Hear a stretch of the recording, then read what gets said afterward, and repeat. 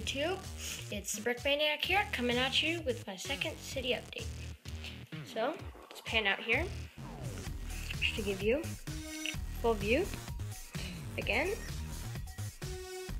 So, you can see, I've added the Quickie Mart like I said I would, and a building that you didn't expect.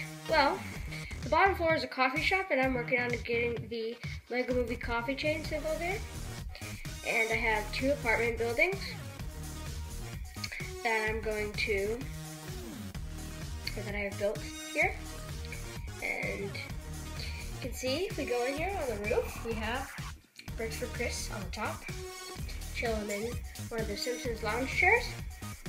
Go over here, you can see that this is a little updated. Like I said, take out the coffee shop and 7-Eleven, but I ended up adding that there. I have Bob's Kebabs here. If I can get a better view there, you can see a Bob in there. A man trying to buy a kebab. There is the City Pizza and the balloon stand. Janitor sweeping up. Quickie Mart. There. Other than that, everything's pretty much the same, so I'm going to show you the train running around the layout, and once again, I'll close from there.